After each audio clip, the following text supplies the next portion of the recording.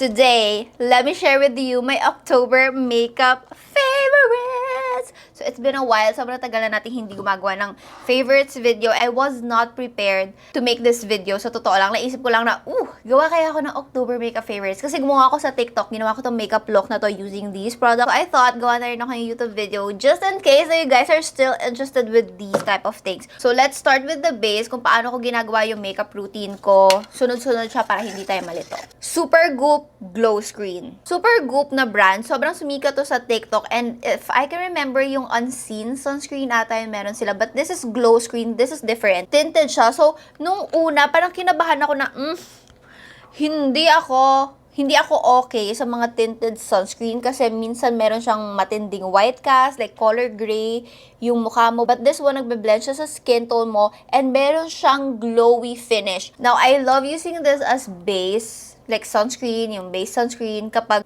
gusto ko ng dewy finish on my face. So, together with this, ang pinipare ko sa kanya always ay itong Chuchu Beauty na cushion. Gawa ko ng specific video for a review, like full review nito on TikTok. I'll put the link down below if you want to know my thoughts. But in conclusion, itong cushion na to, it's great, it's lightweight, and yung finish nito is natural. If you have oily skin, magmumukha kang dewy after a few hours. But if you are an oily, pawisin girly, this will not last long on your face, on my face. This is not meant for commute weather if you have oily and pawisin skin, okay? If you have dry to normal skin, I feel like magugustuhan mo to kasi maglalast siya sa skin mo. Ayun yung mga napanood kong ibang review sa TikTok, like nagustuhan nila, long lasting sa kanila. Sa akin hindi. Actually, lagi ako nakakuha ng compliment every time na ginagamit ko tong cushion na to. Like, sobrang blooming ko daw. Ano daw ginamit ko for today, and the foundation ko, the skincare ko, Chuchu Beauty. For the powder, also from Chuchu Beauty, this goes together so well. Okay, this is very fine, yung powder nito. And the only thing na hindi ko gusto dito ay yung packaging, like, girl, well, ito naman yung usual na packaging ng Chuchu Beauty. Pero I feel like napag-iwanan siya for this collection. Like, girl. Also, it's not oily skin friendly. Napapansin ko na madalas ako napapablot kapag ito yung ginagamit ko, which usually doesn't happen kapag gamit ko yung ibang mga powder ko. So, ayun. So, just to take note sa mga oily skin girlies ko dyan. For the peach corrector and for the concealer, if I'm doing that very dewy natural skin base makeup, I always use the Radiance Tint from Get Ready With Me. I am in the shade medium peach for the peach corrector, and for the concealer, gamit ko yung Custard. And I also love the concealer and the peach corrector version ng Strokes, pero yung Strokes kasi meant for like super glam, long-lasting, vavavoom makeup. And hindi ako masyado nag-makeup ng ganon this month, so mas nagamit ko tong Radiance Tint. Also, now that I have lash extensions, I feel like meron siyang shadow dito sa under eye ko, like all that time. Now, don't get me wrong, yung feeling ng eyelash extensions, pag tumingin ka sa mirror, parang very fresh, but then you're gonna notice the under eyes. So, I need the peach corrector talaga. Now, moving on. For cream blush, this one from Lucky Beauty. Sobrang cute ng packaging, by the way. At sobrang dali niya lang gamitin. You just have to be mindful of the dome para hindi mo siya matamaan na ganun, scrape mo yung product, diba? But, pak. Tapos blend. Sobrang dali, and it lasts the whole day. Yung gamit ko today, this is in the shade Delicate. Pero wag kayo masyado mag-refer pala dito sa cheeks ko kasi naglagay pa ako ng powder blush. Yung Fluff na shade nito, mas pink siya. Yun yung mas ginagamit ko everyday. Nandun siya sa makeup kit ko. Now, for the brows, ito yung ginagamit ko madalas. Actually, ginawan ko to ng video, itong Browlift ng Get Ready With Me. Kasi meron silang silver and meron silang pink, diba? Sabi ko sa video ko, mas gusto kong gamitin yung silver. Kasi clear yung, clear yung formula nun. Ito kasi white. And itong white kasi, meron siyang tendency kapag sobrang tagal mo na siyang ginagamit, yung parang nawawala na yung totoong formula niya.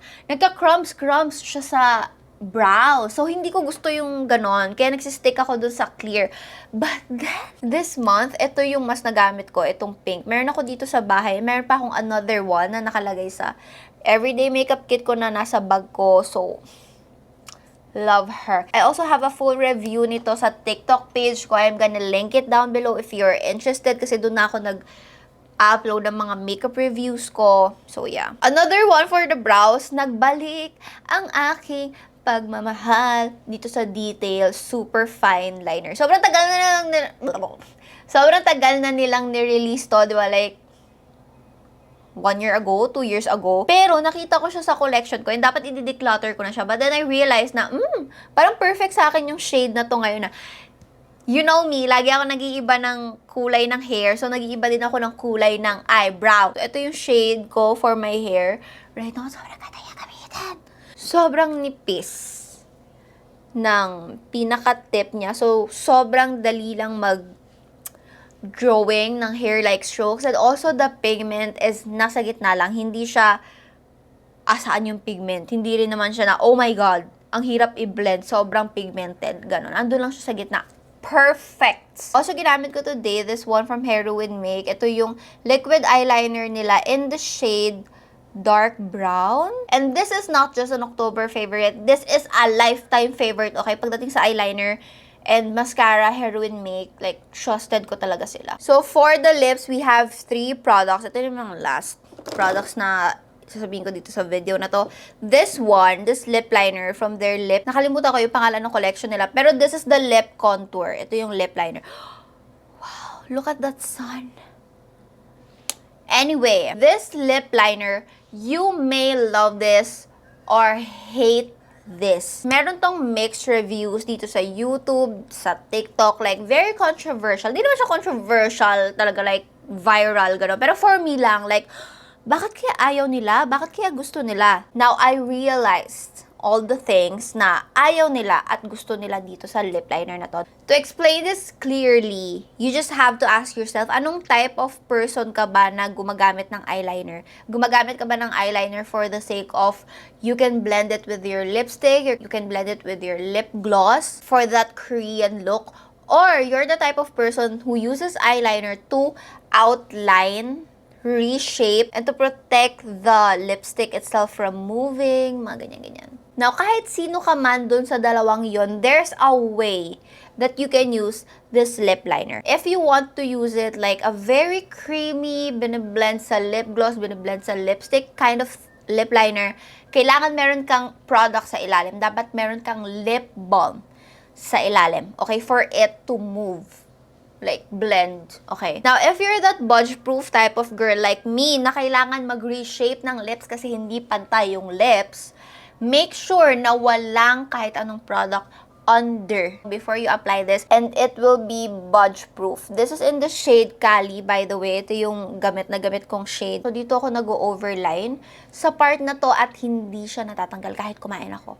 Okay? Budge-proof siya sa part na yon. So, for me, I'm the type of person na dun ako more naglilin sa budge-proof. So, okay to sa akin. Now, if you're not that type of person, I suggest na kumuha ka ng ibang brand ng lip liner. Marami pang brands ng lip liner sa market na hindi ganito na super budge-proof kasi I feel like baka hindi mo siya ma-enjoy. 2 different lip oils dito. This is High Beam from GRWM Cosmetics. Same na ni-release nitong lip liner. And then we have the Lovely Cosmetics Glossy lip oil. Now, both of these are lip oils and meron silang mga shade. So, just to compare, this is the Lovely Cosmetics in FR.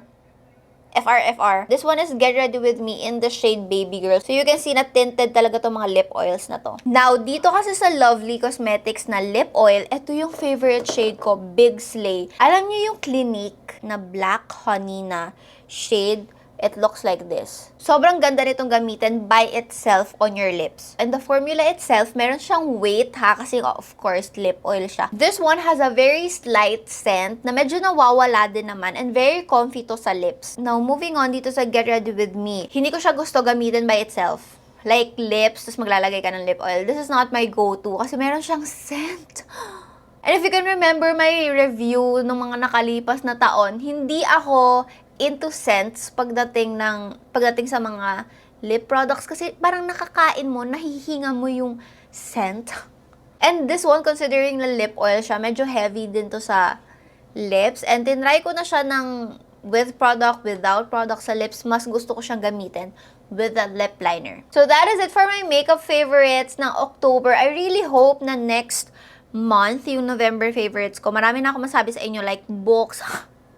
Kung makapagbasa na ako ng libro ulit, ng books, skincare, ng mga online finds ko, yon. So if you enjoyed this video, don't forget to hit the like button. Leave a comment down below kung ano yung favorite makeup product nyo for October. Please let me know. And of course, don't forget to subscribe. Andito ka na, might as well. Thank you so much for watching this video and I will see you on my next one. Bye!